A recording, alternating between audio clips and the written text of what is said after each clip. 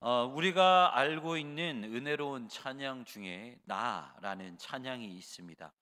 이 찬양은 송명희 시인이라는 분이 작사한 찬양인데요.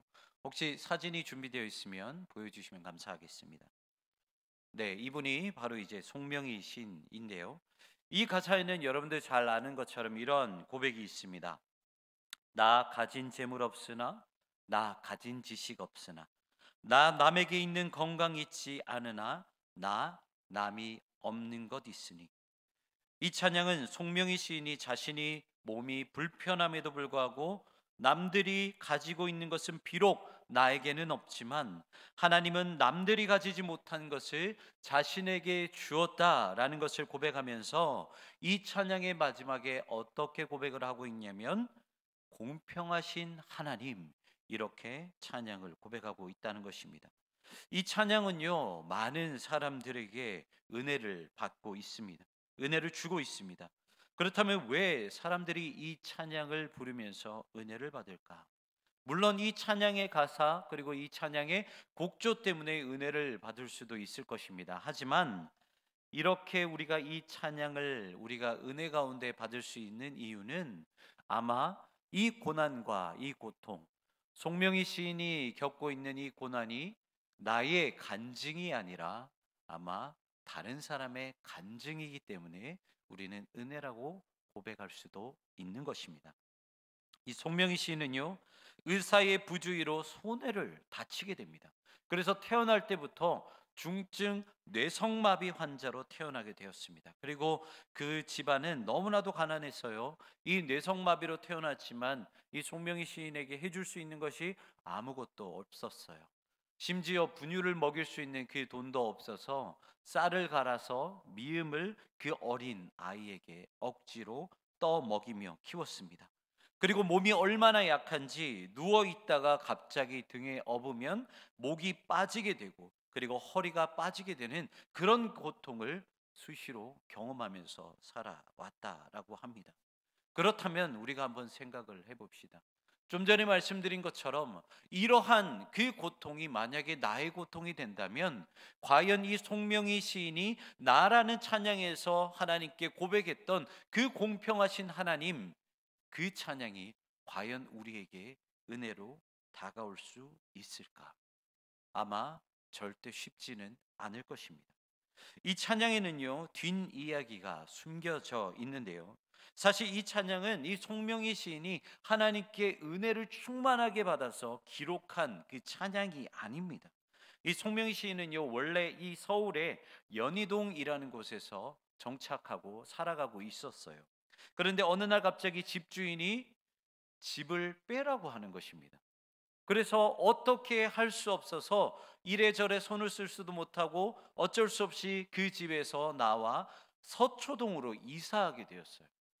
그러다 보니까 졸지에 정말 연희동 교회에서 함께 사귀었던 끈끈한 관계를 유지했던 친구들 그리고 언니들 수많은 사람들과 졸지의 연이 끊어지게 되었습니다.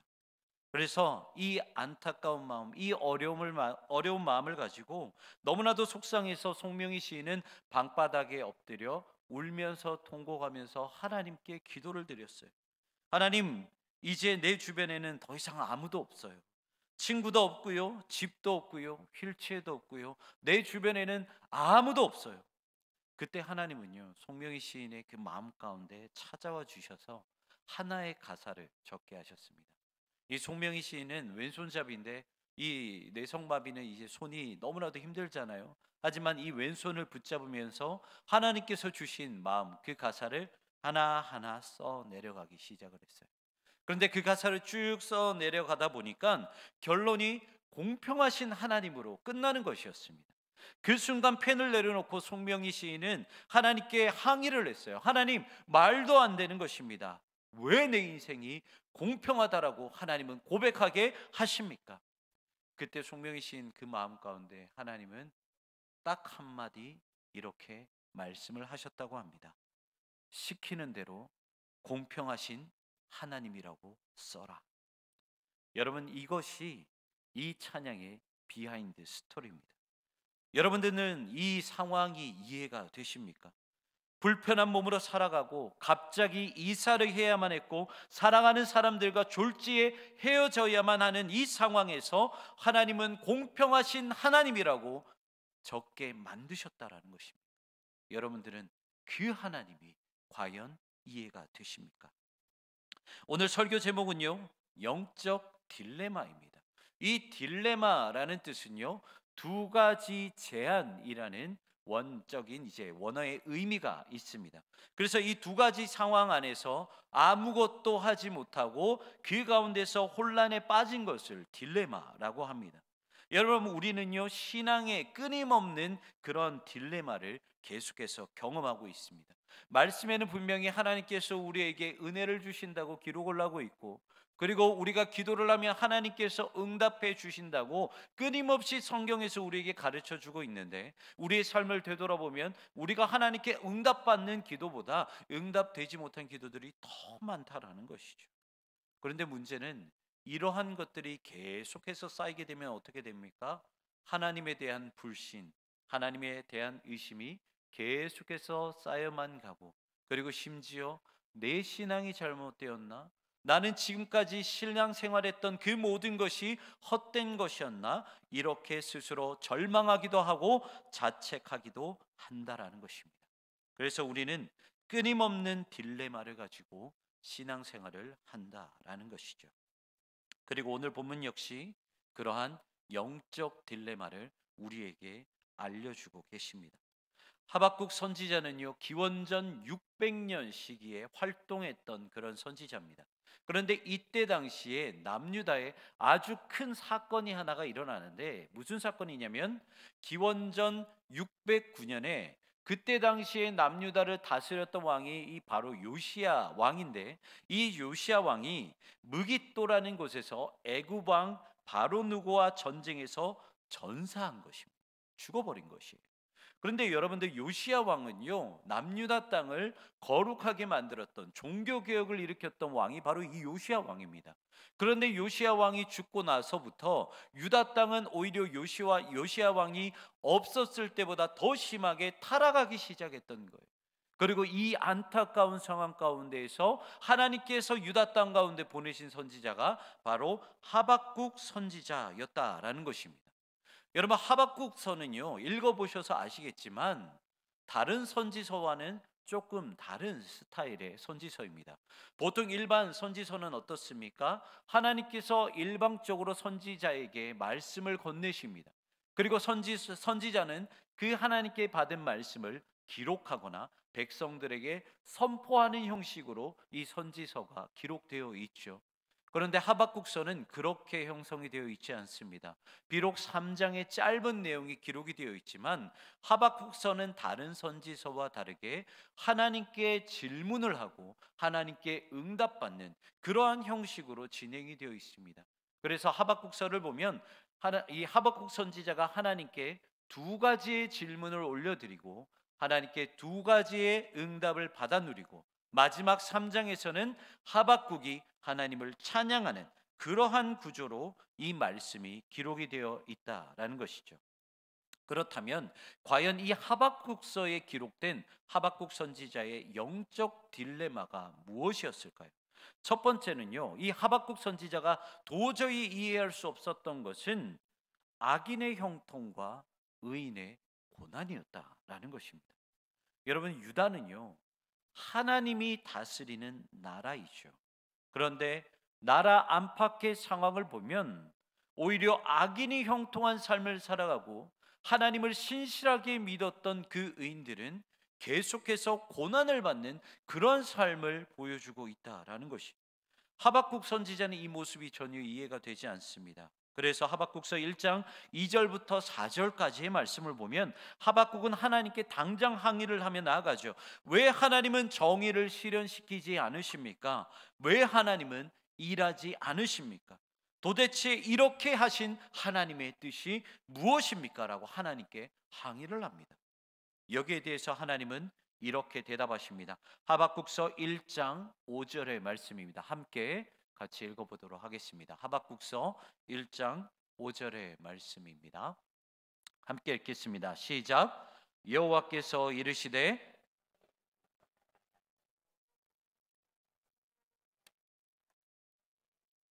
내가 한 가지 일을 행할 것이라 누가 너희에게 말할지라도 너희가 믿지 아니하리라. 아멘.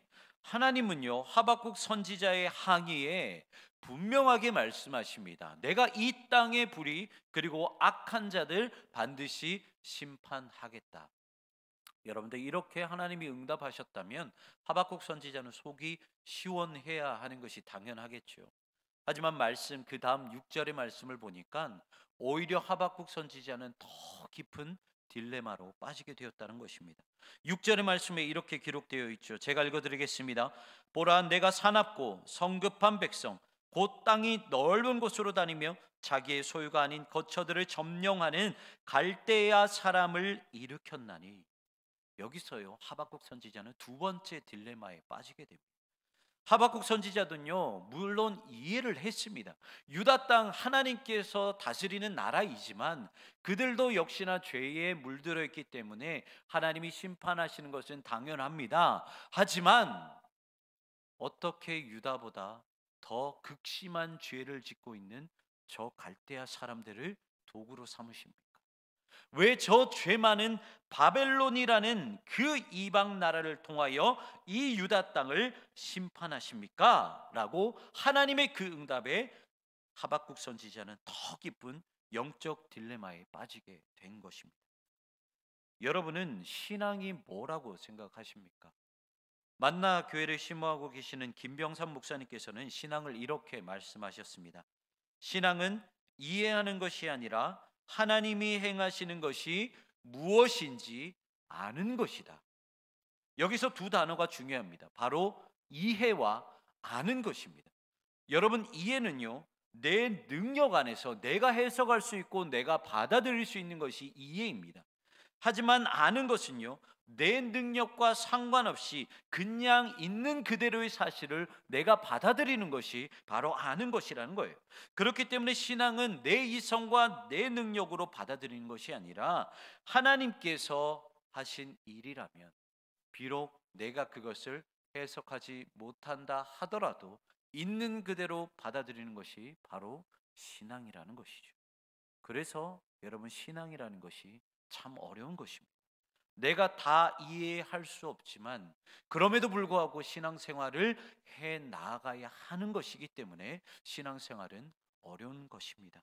하지만 이 경계를 넘지 못한다면요, 결국 우리는 끊임없이 영적 딜레마를 반복하며 신앙생활을 해야 한다는 것이죠.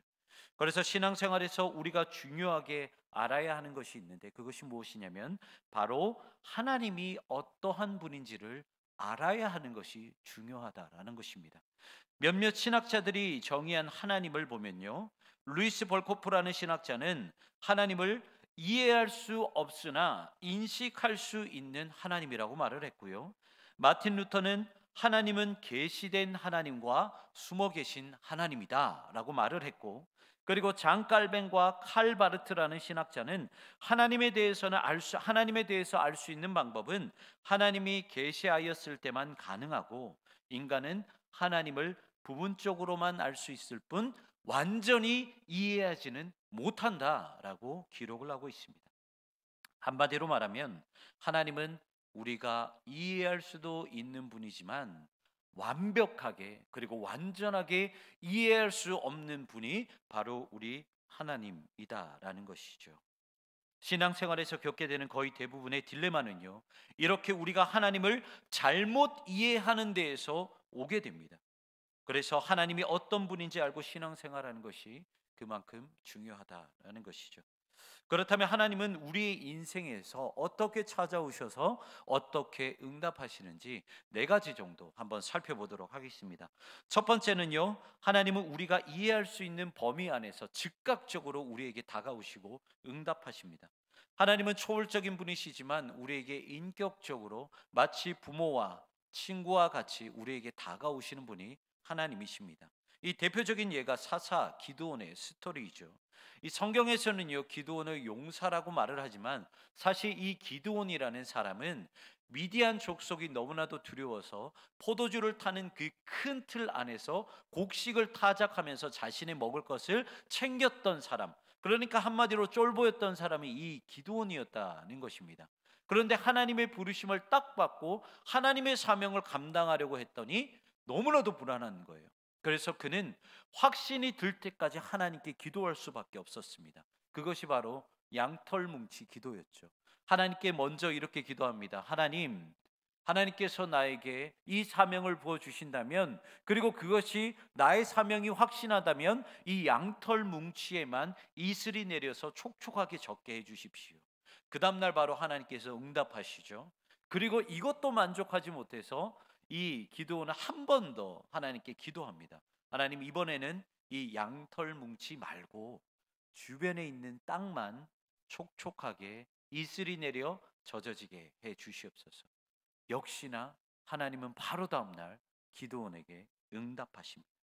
이렇게요, 하나님은요, 기드온에게 응답하셨던 것처럼 우리에게 즉각적으로 다가와서 응답하실 때도 있다라는 것입니다.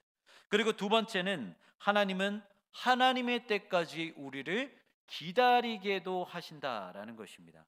이것은 뭐 다르게 말씀드리는 것보다 제 이야기를 들려드린 것이 조금 더 이해하기 쉬울 것 같아서 저에 대해서 잠깐 이야기를 말씀드리면, 저는 참 감사한 게 대학교를 졸업하자마자 이제 회사에 취직을 하게 되었습니다. 이 당시 이제 경제적으로 저희 집안이 조금 어려웠기 때문에 바로 대학을 졸업할 때쯤에 제가 취직한 것에 대해서 너무나도 감사했어요. 조금이라도 가정 경제에 보탬이 될 수 있겠구나. 너무 기쁘고 감사했습니다. 그런데 그것이 3년밖에 가지 않았어요. 왜냐하면 3년 동안 회사 생활을 하고 난 뒤에 하나님께서는 저에게 이 신학이라는 것을 하라고 그 마음 가운데 강하게 부르셨습니다. 저는 그때 하나님을 너무나도 원망했던 것 같아요. 왜 하나님께서는 정말 신앙생활을 열심히 했는데도 불구하고 우리 집안을 이렇게 경제적으로 힘들게 하고, 또 돈 때문에 내가 원하는 학교, 내가 합격했던 학교를 가지 못하게 하고, 그리고 지금은 돈을 열심히 벌어서 가정 경제에 조금이라도 보탬이 될 수 있어서 너무 기뻤는데 왜 하필이면 이때에 나를 부르셔서 이것조차도 하지 못하게 하시는지 정말 많이 원망했던 것 같습니다. 여러분들도 아마 마찬가지실 겁니다. 이 돈이라는 게요, 여러분들, 이 돈이 참 뭔지 신앙생활하고는 전혀 관계가 없죠. 우리가 신앙생활 열심히 한다고 해서 우리에게 돈이 많이 들어오는 것은 아닙니다. 그리고 신앙생활 열심히 한다고 해서 우리의 삶이 나아지는 것은 아니에요. 제가 그때에 정말 다시 신학을 하면서 제 진로를 바꿔야 할 때 그런 것들을 너무나도 많이 경험했습니다. 그래서 하나님을 원망하면서 하나님을 버리기도 했고, 세상 가운데 빠지기도 했고, 세상 유혹 가운데 속하면서 하나님이 아니라 세상 가운데서 그 세상에 얼마나 많이 즐기면서 나아갔는지 모릅니다. 그런데요, 참 희한한 것이요, 이 신대원에 들어가고 나서 이 제가 머리가 둔하거든요. 그래서 남들보다 두세 배 노력을 해야 합니다. 그래서 이 돌아가지 않는 이 머리를 끊임없이 굴리면서 신학 공부를 하고, 그리고 제가 교육 전도사 때 정말 공부하고 사역하면서 정말 열심히 사역을 했는데, 참 희한한 게 제가 그렇게 빡시게 공부를 하고 최선을 다해서 사역을 하는데 그 가운데서 제 마음 깊은 곳에 기쁨이 넘치는 것을 깨닫게 되었어요. 그리고 제가 지금까지 계속해서 경험했던 제 안에 있었던 상처, 제 안에 있었던 그 어려움들이 그때 당시에 제가 담당했던 이 청소년들을 사역하고 돌보고 양육하는데 얼마나 귀하게 사용되어졌는지 모릅니다. 그때 제가 느끼게 되었어요. 아, 하나님이 이것 때문에 내가 광야를 걷기를 원하셨구나. 아, 하나님이 내가 이러한 사역을 감당하기 원하셨기 때문에 하나님은 이렇게 고통스러운 길을 걷게 하셨구나. 그때 그것을 느꼈습니다.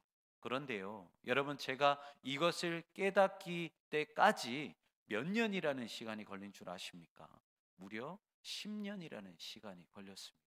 10년이 지나고 나서야 하나님께서 나에게 왜 그런 고통을 주셨는지 그때 깨닫게 되었다라는 것입니다. 이렇게 하나님은 하나님의 때까지 우리를 기다리게도 하신다라는 것이죠. 세 번째는요, 하나님은 우리가 원하지 않는 응답을 주시기도 하신다라는 것입니다.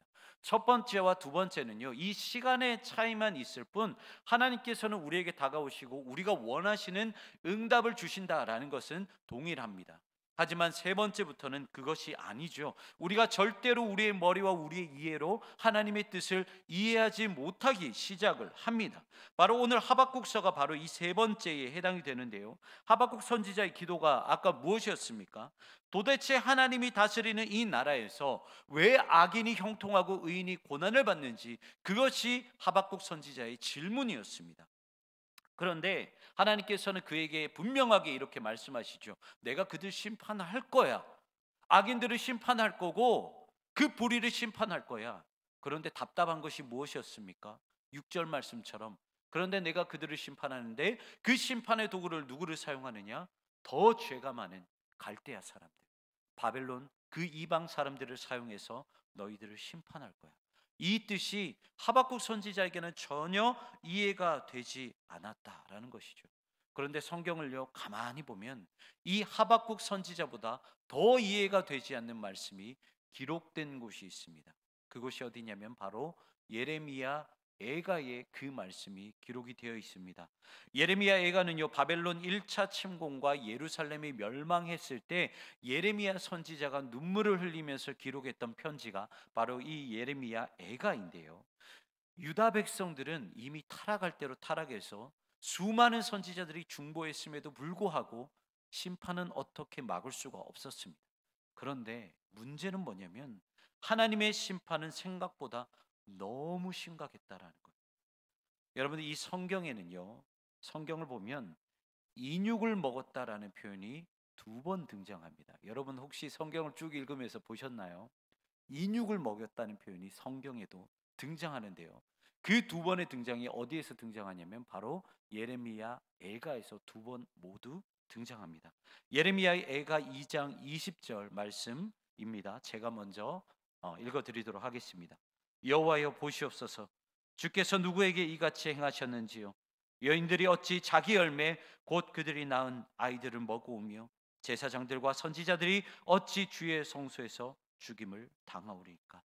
그리고 예레미야가 4장 10절에 이렇게 기록하고 있습니다. 같이 한번 읽겠습니다. 읽겠습니다. 시작.